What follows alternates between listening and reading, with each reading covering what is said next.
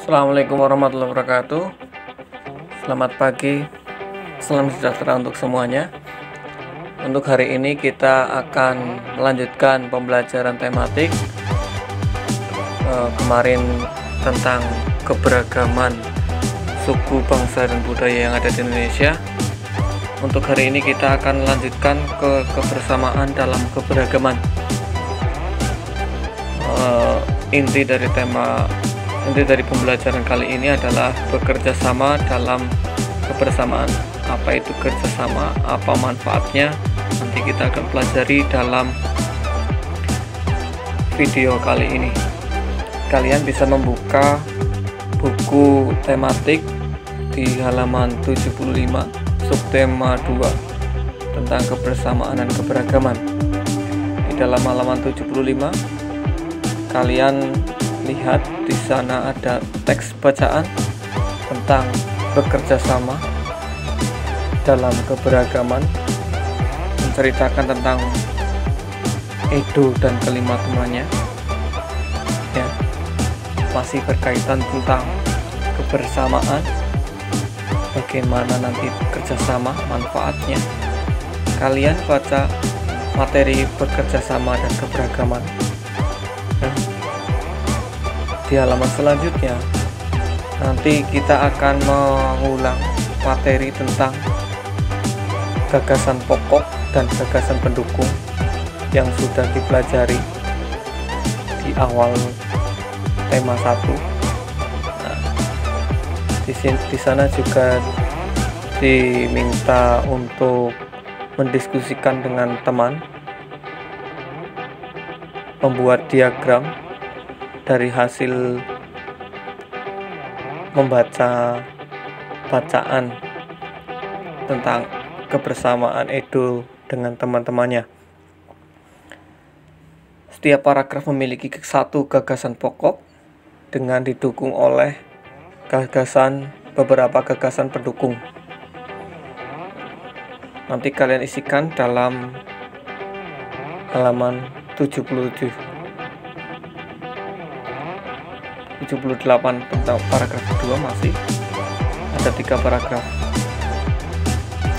Nah, sebelum masuk ke materi bunyi, Pak Guru akan memberikan PowerPoint tentang kerjasama. Apa itu kerjasama?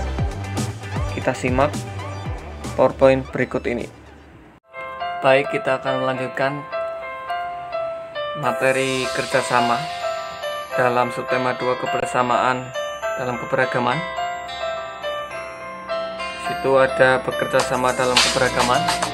Untuk itu kita akan mencari tahu apa itu kerjasama, bentuknya, syaratnya, dan apa itu manfaatnya.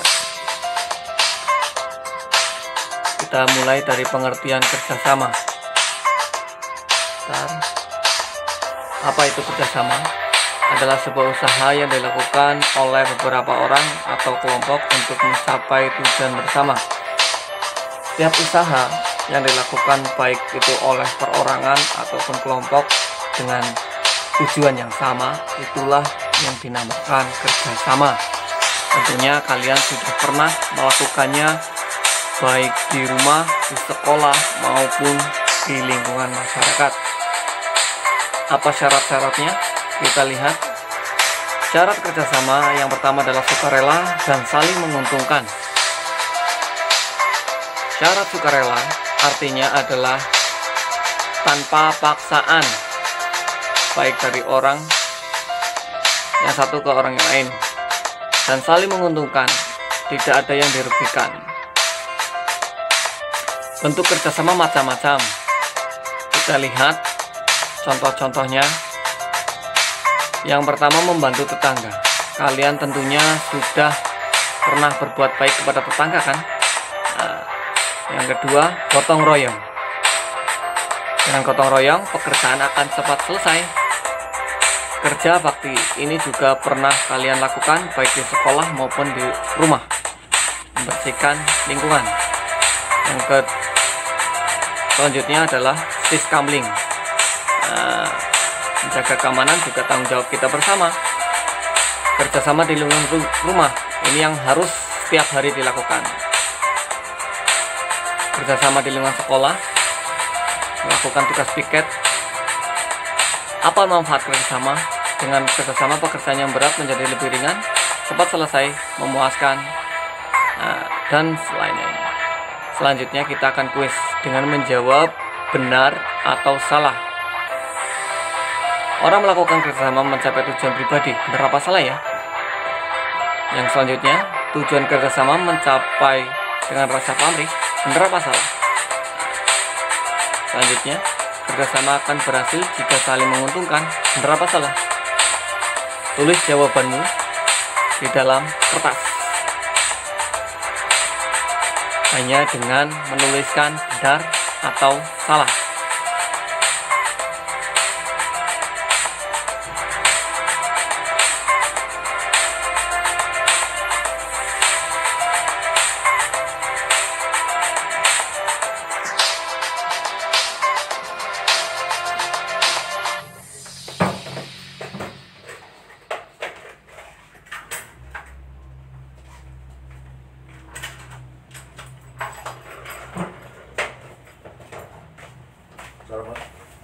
Monggo.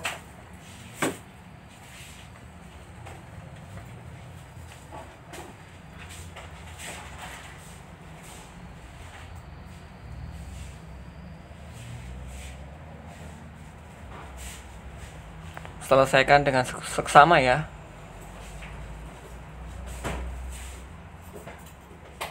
Ingat, jawaban hanya ditulis dengan jawaban benar atau salah. Mantap.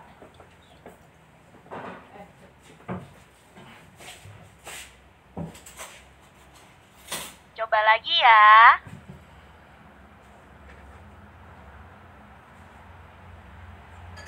Oke. Kita selesai di ujung Kamu pembelajaran. benar. Nanti kita koreksi bersama.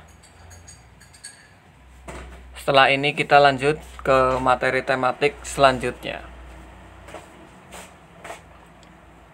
Oke, selanjutnya setelah kalian tahu arti penting kerjasama, kalian praktekkan kerjasama itu dengan orang tua kalian. Dalam percobaan berikut ini, kalian bisa menyimak dalam buku tematik halaman 80 tentang bunyi. Karena di situ alat dan bahannya adalah alat musik tradisional. Nah, tidak mungkin kan kalian temukan di rumahmu dengan alat musik berupa angklung atau alat musik lainnya. Silahkan alat dan bahannya diganti dengan peralatan rumah tangga yang ada di rumahmu. Coba tebak apa bunyi dari yang orang tuamu bunyikan. Tebak alatnya, isikan dalam percobaan laporan kegiatan percobaan dengan nama percobaan seperti di halaman 80. Nama percobaannya adalah mengidentifikasi nama bunyi, sumber bunyi.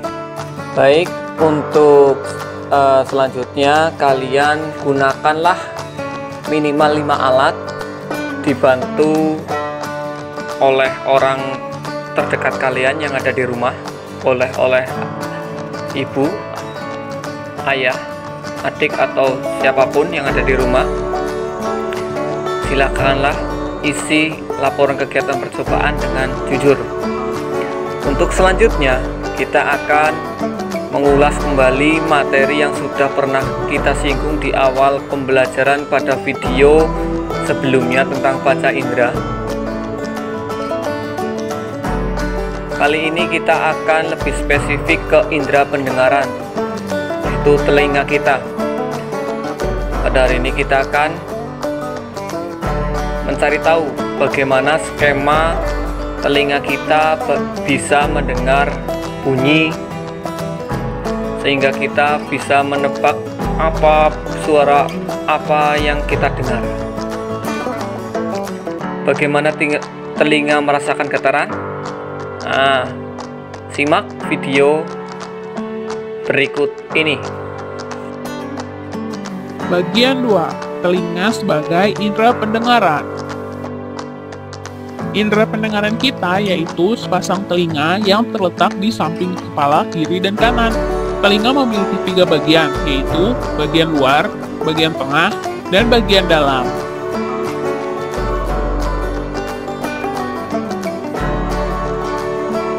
Telinga luar adalah bagian yang bisa terlihat. Telinga luar terdiri dari daun telinga yang berfungsi untuk menangkap bunyi dari lingkungan. Kemudian, lubang telinga untuk masuknya bunyi, dan saluran telinga di mana panjangnya kurang lebih 2,5 cm dan agak berbelok. Bunyi diteruskan ke telinga ke bagian tengah melalui saluran ini. Telinga bagian tengah yang terdiri dari genang telinga berfungsi untuk menerima getaran bunyi yang ditangkap daun telinga. Bagian tengah telinga juga memiliki 3 tulang pendengaran yang disebut ossicle. Tulang pendengaran terdiri dari tulang martil, tulang landasan, dan tulang sanggurdi. Tulang-tulang ini berfungsi untuk menghantarkan getaran dari genang telinga ke telinga bagian dalam. Telinga bagian dalam terdiri dari 3 saluran setengah lingkaran yang berfungsi sebagai alat keseimbangan tubuh. Rumah siput atau koklea yang di dalamnya terdapat cairan dan rambut-rambut halus yang berguna untuk menyampaikan getaran ke ujung-ujung saraf pendengaran. Saluran Eustachius menjaga tekanan udara di dalam rongga telinga dan tekanan udara di luar agar selalu sama. Serta saraf-saraf pendengaran yang berfungsi menyampaikan bunyi ke pusat saraf atau otak. Bagaimana telinga kita mendengar? Simak penjelasannya berikut ini. Gelombang bunyi dari luar diterima oleh daun telinga. Kemudian, bunyi tersebut masuk ke lubang telinga dan diteruskan ke gendang telinga melalui saluran telinga. Gelombang bunyi tersebut menggetarkan gendang telinga yang kemudian membuat tulang-tulang pendengaran atau ossicle juga ikut bergetar. Ossicle bergerak seperti tuas sehingga getaran menjadi lebih keras. Getaran dari ossicle membuat cairan dalam koklea atau rumah siput mengalir pada rambut-rambut halus koklea. Kemudian, rambut halus di dalam rumah siput meneruskan getaran itu ke ujung saraf pendengaran. Lalu saraf pendengaran menyampaikan rangsang bunyi tersebut ke otak. Jadilah kita dapat mendengar bunyi.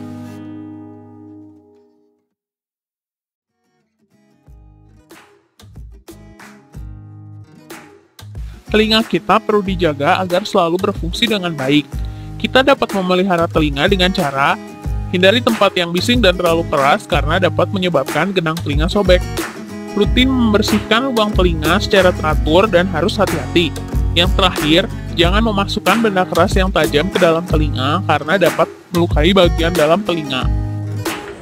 Nah, kalian sudah mengetahui sistematika telinga dalam menerima sumber bunyi. Jangan lupa dirangkum dalam buku tulismu, karena materi ini tidak ada buku tema. Selanjutnya kita akan melihat di 82 ada sebuah kotak yang berisi tentang gangguan indera pendengaran. Apakah pernah kalian mengalaminya?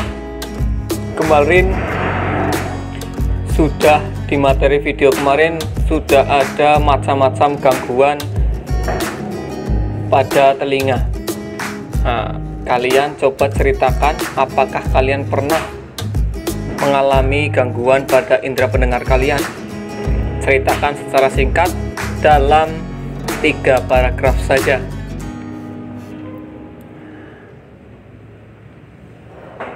Dengan indera pendengaran, kita juga dapat mendengarkan bunyi-bunyi yang berbeda. Contohnya yang paling dekat yang pernah kita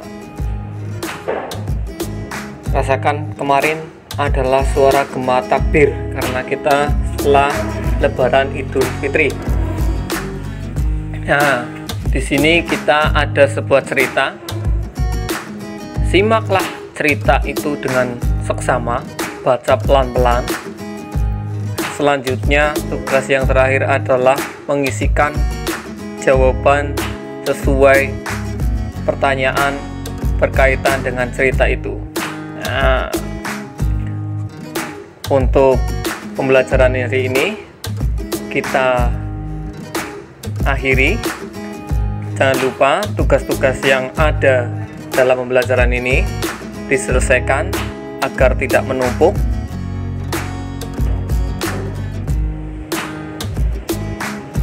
Pak Guru akhiri, wassalamualaikum warahmatullahi wabarakatuh. Semoga ilmu yang kita dapat bermanfaat dan barokah.